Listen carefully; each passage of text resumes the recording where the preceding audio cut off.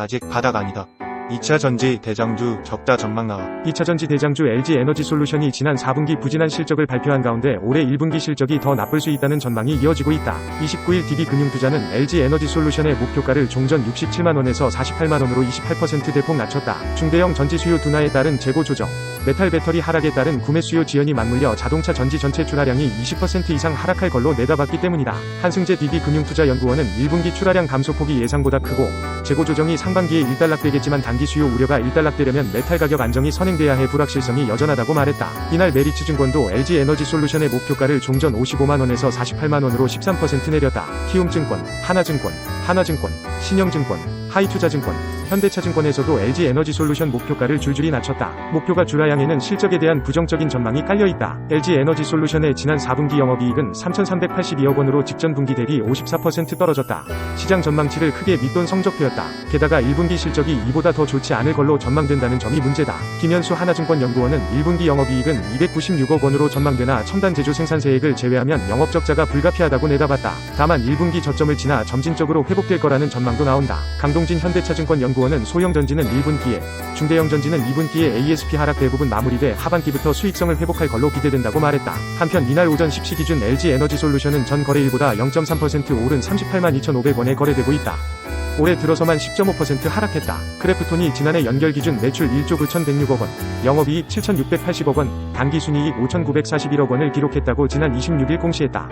전년 대비 매출은 3.1%, 영업이익은 2.2%, 당기순이익은 18.8% 증가한 것으로 나타났다. 크래프톤은 공정가치평가 대상 자산 및 부채평가 등으로 인해 당기순이익이 증가했다라고 설명했다. 4분기 실적은 매출 5,346억 원, 영업이익 1,643억 원, 당기순손실 132억 원이다.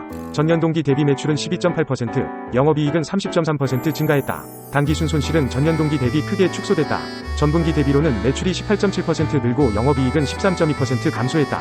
당기순이익은 적자 전환했다. 크래프톤은 오는 2월 8일 2023년 4분기 및 연간 경영실적과 관련한 기업 설명회도 개최할 예정이다. 한편 크래프톤의 주가는 29일 오전 10시 36분 현재 전거래일 대비 3.33% 오른 21만 7,500원에 거래되고 있다.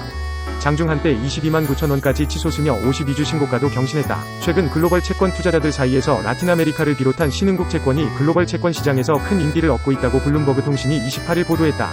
미국의 연방준비제도가 곧 기준금리를 내릴 것이라는 예상과 함께 신흥국 채권이 기회가 큰 투자 상품으로 평가받고 있다는 분석이다. 이에 따르면 라틴 아메리카 채권은 2009년 이후 최고의 상승 랠리를 보이고 있다.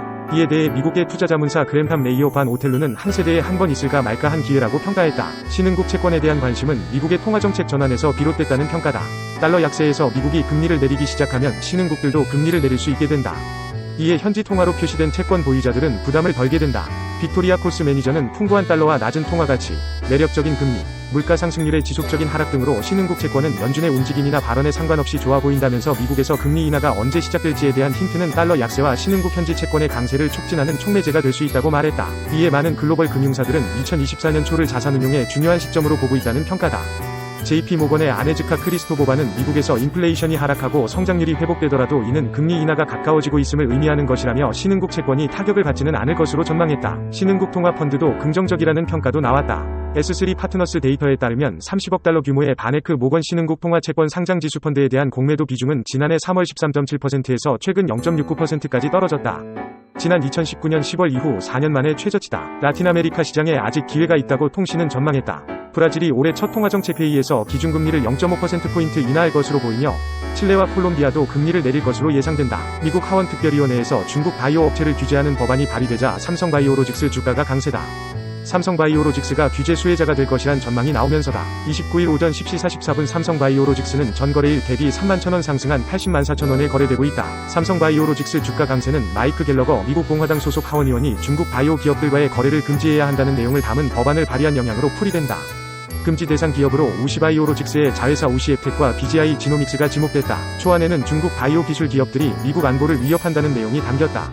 크리스 첸 우시바이오로직스 최고 경영자가 중국 인민해방군 군사의학 아카데미 겸임 교수였다는 내용도 포함됐다. 김승민 미래에셋증권 연구원은 현재 우시바이오로직스와 삼성바이오로직스의 주요 사업이 경쟁 관계에 있다고 보기는 어려우나 향후 초기 단계 위탁 개발 생산과 사업화 CDMO에서의 경쟁 가능성을 고려하면 삼성바이오로직스의 밸류에이션이 개선되는 구간이라면서 경쟁사 삼성바이오로직스의 반사 수혜 가능성이 있다고 말했다. 박재경 하나증권 연구원은 법안 발의 반사 이익 기대로 삼성바이오로직스의 주가 센티먼트는 일부 개선될 것으로 기대된다고 평가했다. 다만 법안 최종 통과의 불확실성, 우시바이오로직스와 삼성바이오로직스의 상이한 사업 모델 등의 이유로 법안이 실제 반사 이익으로 연결될 수 있을지 다소 불확실하다며 향후 법안의 진행 상황과 실적을 지켜볼 필요가 있다고 덧붙였다. 미래에셋증권에서 거래하는 고수익 투자자들이 29일 오전 가장 많이 순매수한 종목은 에코프로머티리얼즈로 나타났다.